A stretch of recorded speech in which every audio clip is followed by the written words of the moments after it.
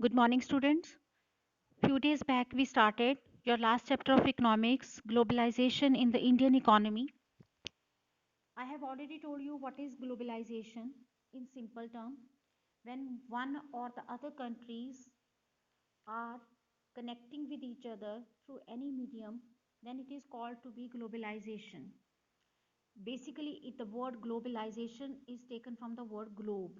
Like when we are able to connect the whole globe, that means we are on the way to globalization. So we have already covered its important terms, so I will not take much time. You can have a look only on this topic. Afterwards I will explain what the topic was left.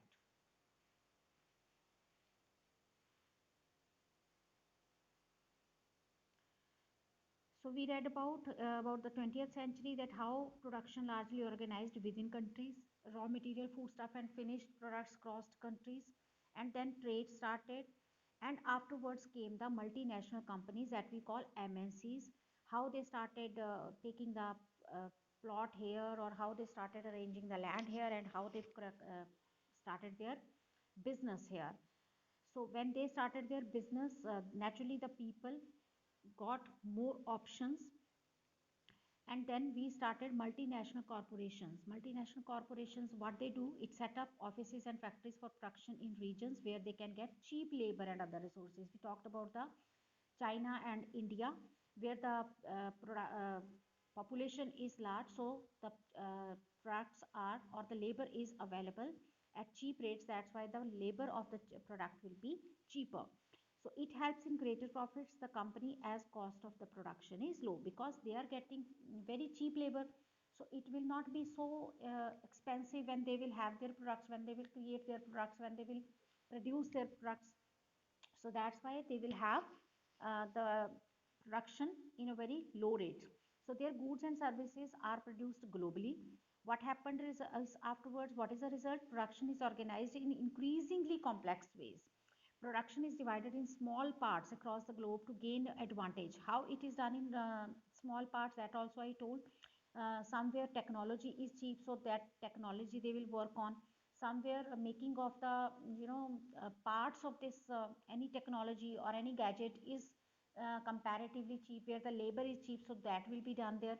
So according to that, it will be divided in small parts, and finally any product will be produced and afterwards send it to other countries. So interlinking production across countries. MNC set up production offices and factories on the basis of the availability of the skilled and unskilled laborers at cheap prices, and they look at the government policies for their interest.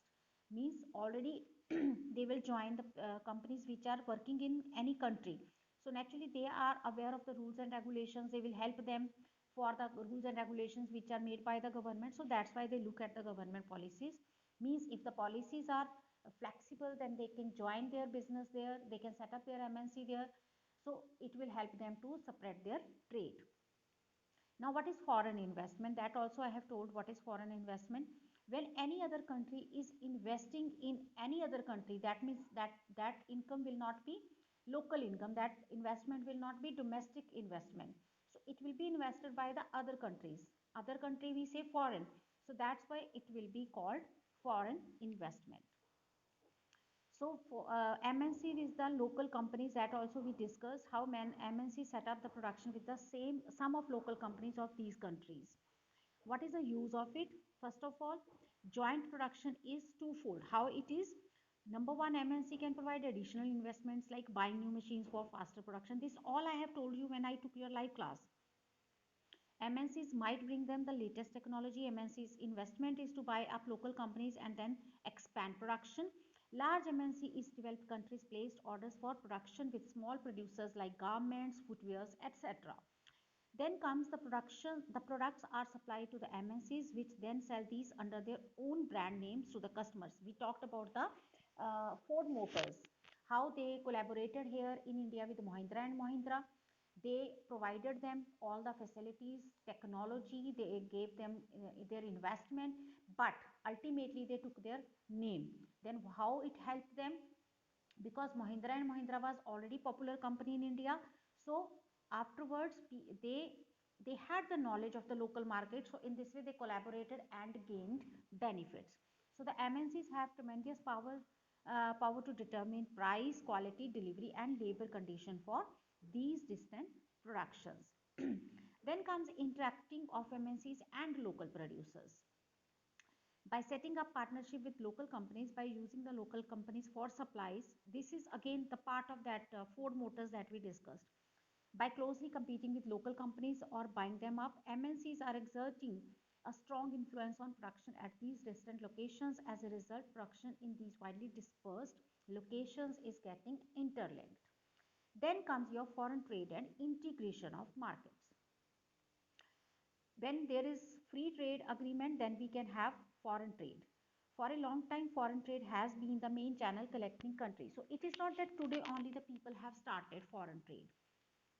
It was earlier also done, but the way were limited, right?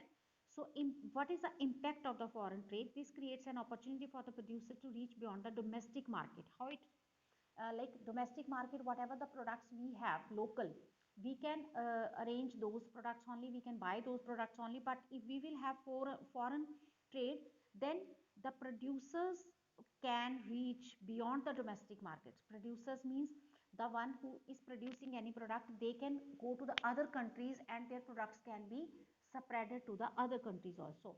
And producers can then sell their goods not only within their country but also around the globe. So word globe itself says it is globalization.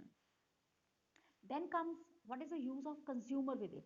Import of goods produced in another country is one way of expanding the choice of goods beyond what is domestically produced. We talked about so many products like at homes we are using televisions, refrigerators, cars, microwaves, so many things. Earlier we only had few options, rather not even few options, we had only one option. I remember in our childhood the main means the most favorite product of TV was from the Onida. Similarly, if we talk about the refrigerator, it was Calvinator in all the homes, or maybe Godrej. But now you see how many ranges we have in one product, and it ultimately brings competition, because now we have not only the local producers but we have the foreign companies also. So it increases the competition. Foreign trade thus result in connecting the markets or integration of markets in different countries. Now comes beta the case study that actually we have to start from. This is, you can say in the picture, made in India, more costly old design, the doll that they have shown. Generally we know in India we have such kind of dolls, but at the right side the doll which is shown is quite beautiful as compared to the left side one. But it is beautiful design also, but at the same time it is available in cheaper rates also. So now we will talk about this China case study in detail. Earlier, toys were sold by domestic manufacturers, means produced by domestic manufacturers and sold by domestic manufacturers, are companies of our own country. So they were sold in high price. The one who is producing in the same country is selling in the same country. So it was available in high price.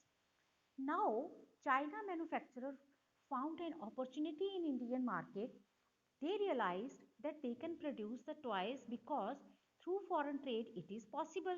I already told what is foreign trade. When we can produce any product and sell in other country, then it is called to be foreign trade. So foreign trade is possible to make the product in your own country and sell it in other country.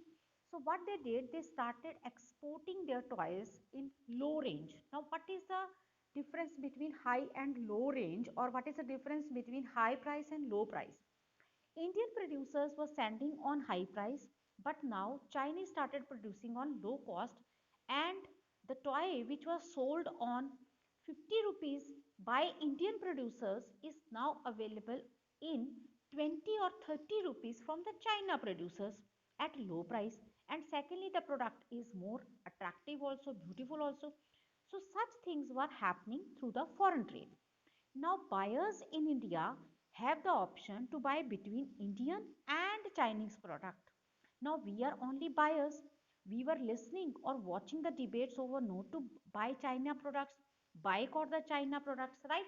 But at the same time, What to do, what to us, why not to buy China product? Because when we are getting an option to buy any cheap product that is even better in the quality, then why somebody would go for the expensive one just because it is made in India and the other is made in China? So Chinese toys became popular in India because we may talk of the patriotism, but when it comes to money matter, everything is disappeared. So Indian buyers started buying Chinese products as they were cheaper and available in new designs. And consequently, what happened? Indian toys were left with no demand. Their sale came very low, and Indian shops replaced 70% Indian toys with Chinese toys. Their demand was not made, so that's why they started replacing the toys of with the Indian toys. Sorry, China toys with Indian toys. And gradually, shopkeepers too, with the change in demand, started ordering for the Chinese toys only. And the demand of Indian toys became ultimately zero. Are you getting the point? Now, suppose something is kept in a shop. We are going. Whatever we are trying to choose, we are finding that no, Indian product is not good, but the Chinese product is good also, cheap also. Every customer is going in the market, in the shop. If the shopkeeper is showing option between Indian product and Chinese product, but the customer is realizing that Chinese product is cheap also, better also, everyone is buying only Chinese product, and everyone is leaving the product which is produced in India. What the shopkeeper will ultimately do? Ultimately he will also think, no, that why I have to dump my stock. It is better not to order that. It is better to order Chinese product only which are in demand. So now what is happening by doing this? Now you can see how foreign trade interlinking the market. Buyers too in a better condition to choose, and ultimately what is the result? Chinese toys proved better, expanded business, and Indian toys makers faced losses, and finally all their toys business collapsed. Now there, this is actually, you know what it is called? This is a strategy which is called Chinese strategy also. Dumping of business also. Dumping, what I think you can get, what is dumping? How it happened? China's manufacturer who are sending cheap products, can't they see that they can too get more profit? Or if they will sell on low rates, their profit will be less. It is of course possible that their cost was less, but still they sell now. Why do they do so? Means what is happening? Like if we know that this product is already available in the market in 50 rupees, people are buying also. I have produced any product, I produce that product within 20 rupees or within 10 rupees. Now I know that even if I will sell my product on 50 rupees, it will be purchased by the people because people are already spending this much money. But still, I, rather than taking more profit, I thought of taking less profit. So what was it? Right now, they were not earning profit. They are earning, or they are capturing the market. You know why? Now, when the Indian toys will not be bought by the people or sold, that will not remain in the market for a long time, the Indian producers will not be able to run their business for a long time, and ultimately their units will be closed permanently. Now imagine a situation after 10 years.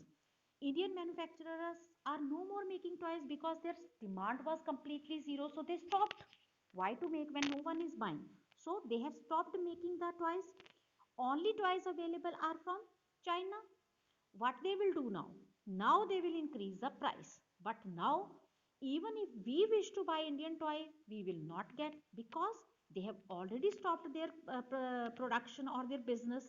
So because of their demand was stopped. So in this way, strategically, competition in the market is eliminated. Same is done even by the Geo. If you go for some look what is done within last 2-3 years. So what have they done? First, they worked on competition. How? What they have done? First, what they did, they gave free monthly plans, 6-month plan, yearly plan. So we were given SIMs to use free of cost. We were able to use their internet free of cost. So what was the disadvantage we saw? competition was reduced. Idea and Vodafone phone merged with each other, so the competition was already reduced. Earlier, consumers were having option to buy between Idea, Vodafone, Airtel, so they had the option. Now, because the Jio has given the plans free of cost, what the people did, they stopped taking plans from the other Idea or Vodafone. So they were bearing the loss. So what they did, they merged. So option between the two was left in one. Docomo has completely vanished from the market. So in this way, Jio also captured the market. And if after say some time even Airtel or Vodafone too will be removed, then what will be the result? Result, we will have only Jio. So this is same strategy that the China is doing. Same strategy is adopted by the Jio company. So today if we get attracted with cheap Chinese products, remember that ultimately it is capturing the market.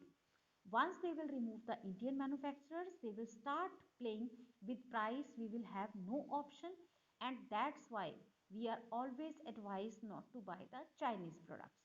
They are taking money from India. Economy is finished because our Indian economy's money is going in other countries and our Indian business too. So in future, if there is any argument on China product, you should know the logic.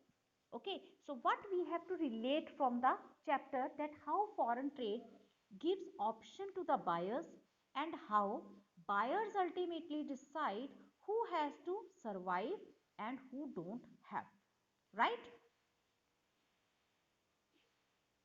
Next, our topic is what is globalization. Beta, it is very interesting and important part. Now, what is globalization?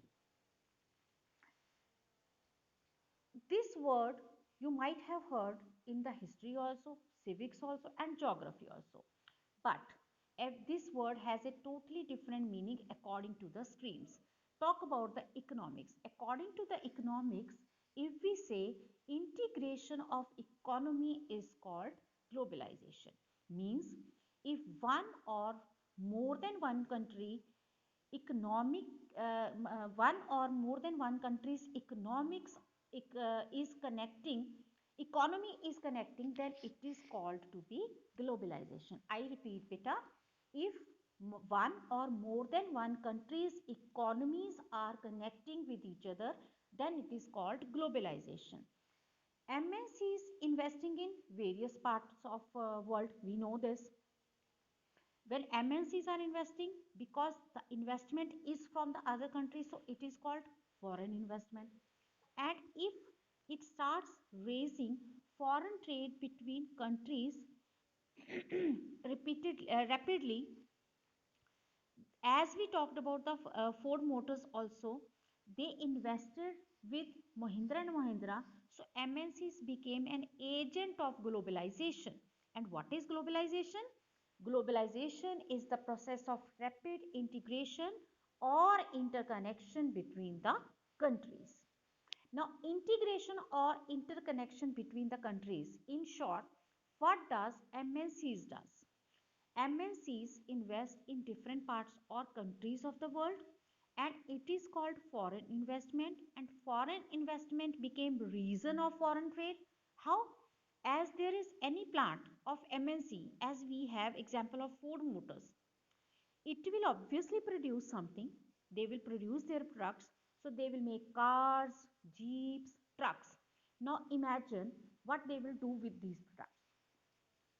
They will definitely made the trucks and they have to send it to the other countries. Let it be they have to send their products in Brazil or selling it to South Africa. That means they have trade relations with these countries. So it is called foreign trade, means one country is producing any product and selling it to the other country. So this is called foreign trade. So foreign trades between the countries have been rising rapidly. So let us now connect all the threads once again. Number one, MNCs does foreign trades, and through foreign trade, market or economy of the different or various countries interconnected, interlinked. Now, globalization is the process of rapid integration or interconnection between the countries. So, you can see who is working as an agent of globalization. It is MNC. MNC is working as an agent. MNC does it with foreign trade, and this is called globalization. So first MNCs come, they start investing. This is called foreign investment, and then they start to trade. So we say it foreign trade, and ultimately because more than two countries economy is interconnected, so it is called globalization. As much as foreign investment will increase through MNCs, as much as foreign investment will increase through MNCs, it will be automatically increasing foreign trade also. Obviously, whatever has been produced will be sold also, and it will increase to the foreign trade. And when the foreign trade will increase, it will lead to the integration of the production and markets across the country. Production process will be integrate, and eventually this would lead to the globalization. So, globalization is the process of rapid integration or interconnection between countries. So, uh, globalization is the process of rapid integration or interconnection between the countries. How? Because it is movement of goods also, services also, investment and technology also, and this helps in integration between various countries, interconnection between various countries. Movement of people also is done between the countries. This is also observed. How it is observed? Sometimes people are going to get better income, sometimes people are going to get better jobs, education. So this way we are moving towards the other countries.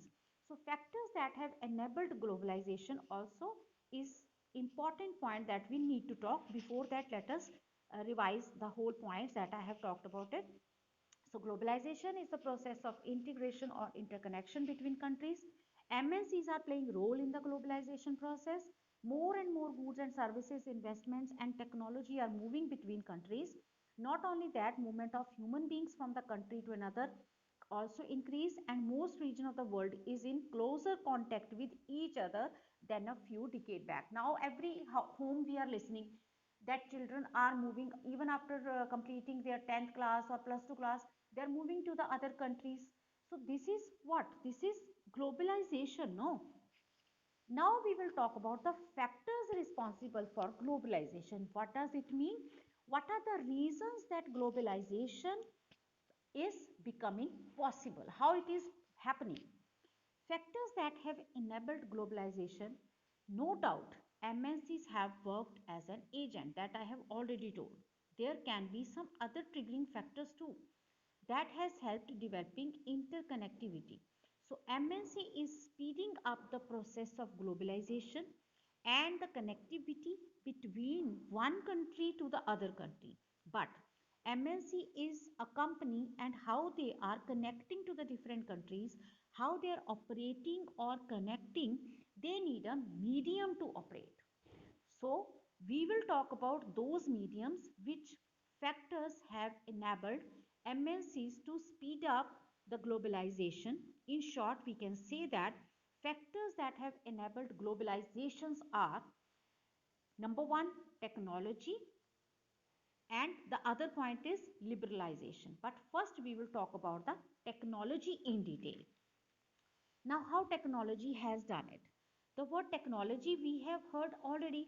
So we, as soon as we just think of the word technology, we start thinking of so many, gadgets. We talk about the this what we say,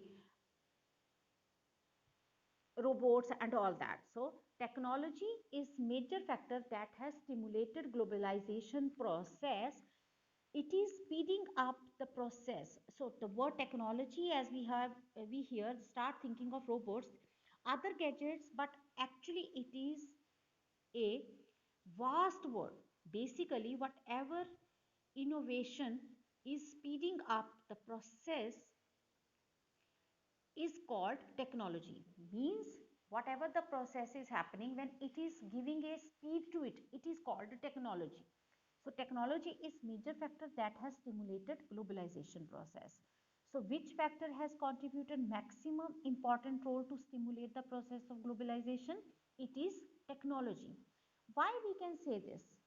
Because number one, you can say improvement, development in telecommunication, computer, internet, etc. So number one, rapid improvement in technology has been one of the major factors that has stimulated the globalization process.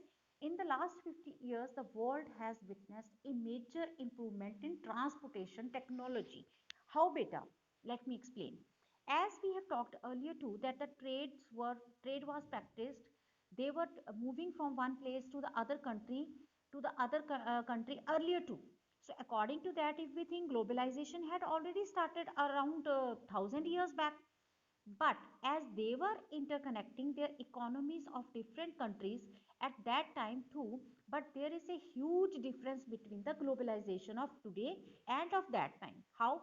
If we talk about the transportation, that time people were carrying out their transport through horses, donkeys, camels, elephants. They were loaded with the things and kept moving very slowly from one part to the other part. It was taking so many months, so many days. So connectivity was there, but what would be the speed or pace, you can say? See, so whereas today's transportation technology has faster the pace, we can reach to any other corner of the world within 24 hours. So this tells how the transportation processes speed up, and when the transport processes speed up, it would obviously speed up the process of globalization also, because transport is connecting two parts with each other, and as much the transport will be fast, globalization too will be fast. Now for example, aviation sector was developed comparatively late, means aeroplane facility developed late. So air connection has speed up the speed within 1 hour. We are, you know, now, because now it has become very common to travel by air. So what is happening?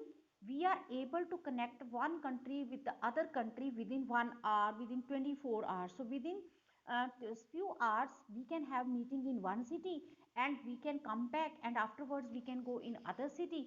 Same is the case with the other countries also. So with the improvement of transport technology, globalization improved, or of transport technology, globalization processes also improved. It is not that only transport has improved, it has improved other methods too. For example, we put the goods in container.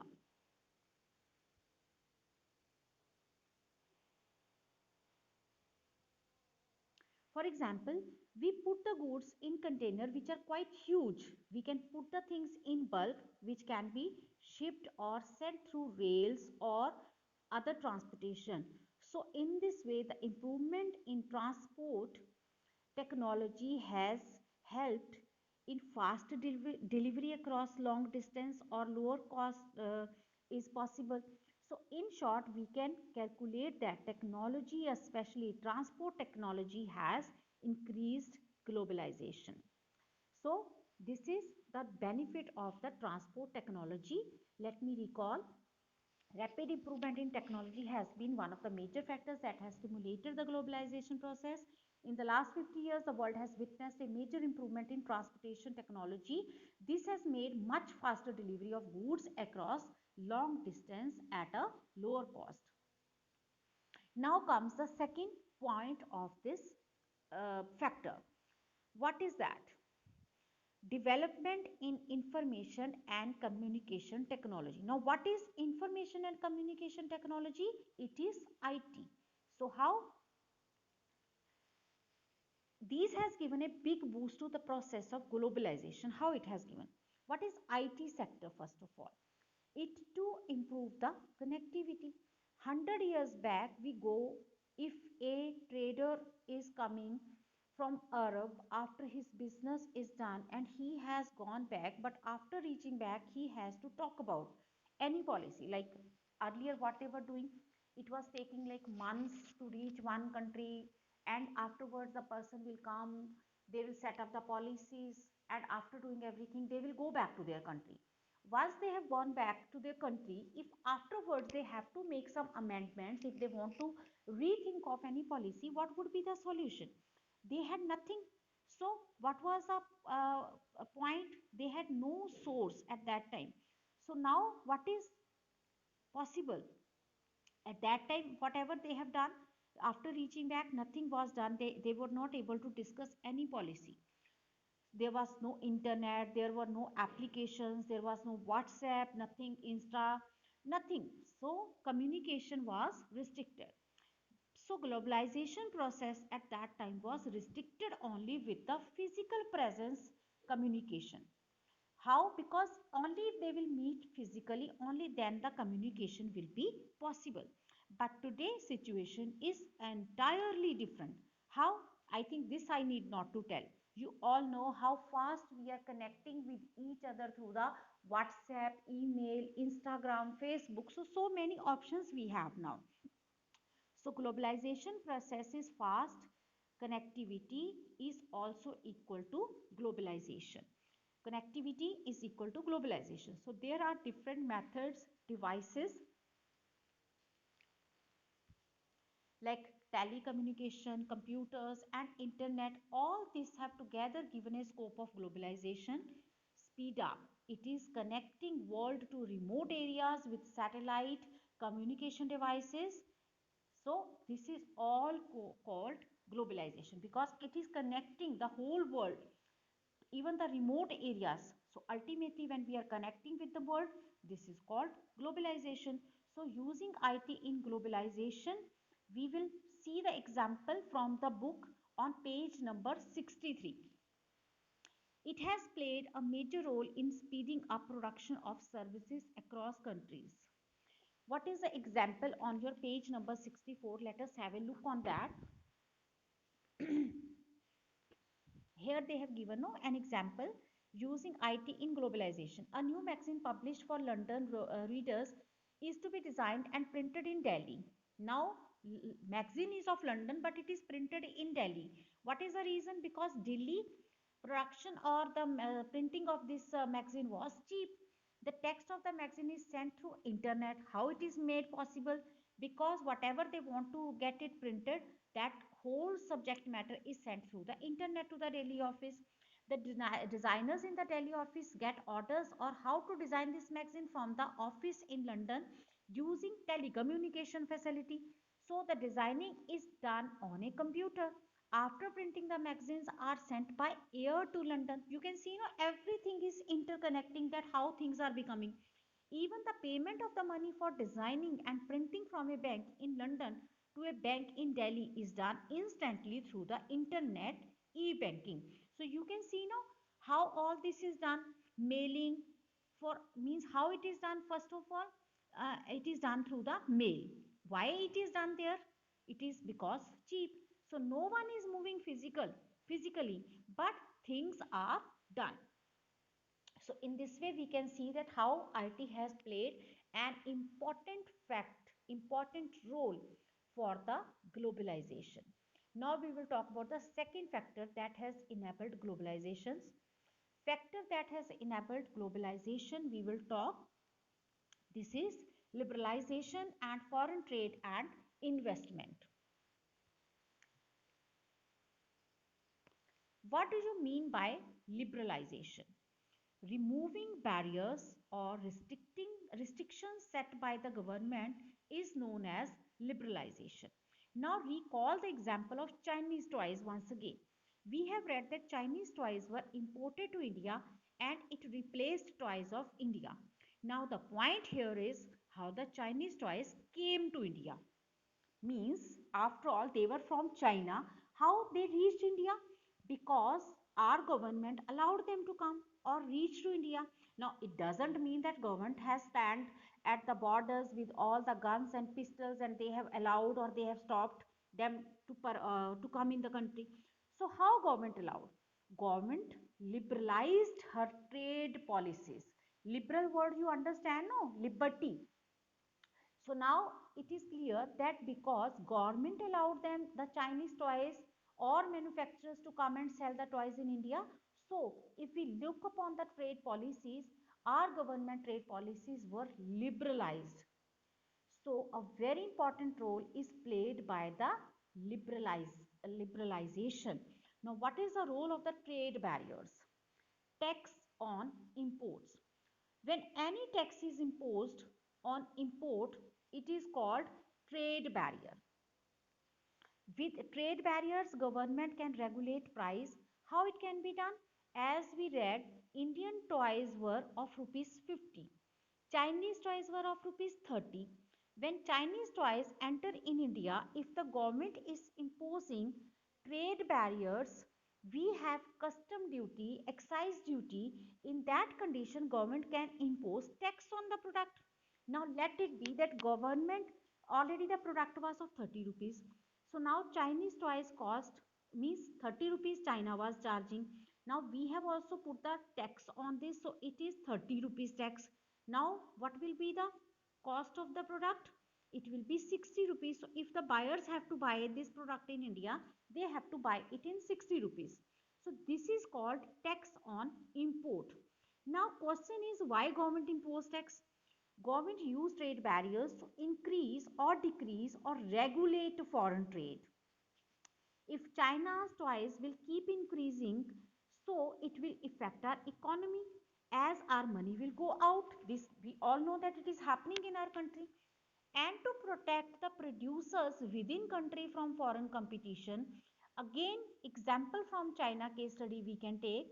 So what is happening? Because China has, literally grabbed the market. So now India, Indian producer is producing in 50 rupees, whereas Chinese toy is coming in 30 rupees. But what we Indians will do? We all will buy cheap cost toy, and it will be a loss for the domestic producer. So to protect the domestic producers, government use trade barriers. So Indian product is 30 rupees. Chinese toy, sorry, Indian product is 50 rupees. Chinese toy is 30 plus 30, so now it will be 60. So now people will buy Indian toys, which will save Indian producers. They will not face competition from foreign traders. That this is how the foreign trades work. Now the question is, why government is doing this? Now let us come on page number 64 of your book. What is the reason? Trade barrier is not that strict as it was earlier, because during independence Indian economy was quite small as compared to developed countries. So it was not that strict at that time. Indian economy was quite small as compared to the developed countries. So if we will compete a weak child with a strong man, what will be the result? Will it be able to survive? What I mean to say, like after independence, India was not a strong economy. India was a very small economy. And if we will allow at that time the other producers, the other countries to come and have business, then it wouldn't be possible for the Indian producers to survive. So because their strength is not matching. Similarly, if producers of developed country would have been allowed, it was possible for our country's economy to, it wasn't possible for our Indian country to grow economically. So during independence, our producers were not developed, so our government imposed trade barriers. Now question is, why we need to remove barriers if well always, if means it is working good. If well always impose barriers, then do you think our country's economy will be able to meet with the world economy? Means the question is like, now your point of view will be, no, that if we know that by bringing the other producers, other foreign products in India, ultimately it is giving side effect to the Indian economy, Indian market. So why we are doing it?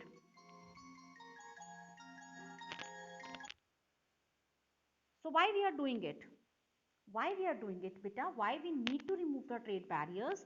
Because it will always, if we will always impose barriers, then do you think our country's economy will be able to meet with the world economy? And if our economy will connect or meet with the world economy, only then globalization will be possible. And if you want globalization, you have to remove barriers on trades. And when it will happen, when we will liberalize our economy, so in this way only liberalization is actually acting as a factor of globalization. You are connecting the things. Like if we will not allow the other companies to come in India, Indian producers will be just making the things as they want to make, because they know we have no option, we have to buy whatever they will produce. Secondly, they will also set the rates, so there will be no competition, there will be no excitement in bringing something different. So that's the reason that we need to liberalize. What is the need of the liberalization? Globalization is possible when we will liberalize ourselves.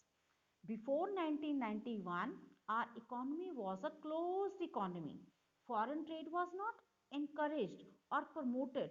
But after 1991, Indian government opted liberalization because India was at that time developing. So starting around 1991, some far-reaching changes in policies were made in India. The government decided that the time had come for Indian producers to compete with producers around the globe. It felt that competition would improve the performance of producers within countries, since they would have to improve their quality. And this decision was supported by powerful international organizations. Thus, barriers on foreign trade and foreign investment were removed to a large extent. This meant that goods could be imported and exported easily, and also foreign companies could set up factories and offices here. So, removing barriers or restrictions set up by the government is what is known as liberalization. So in 1991, the government decided that the time had come to Indian products to compete with producers around the globe.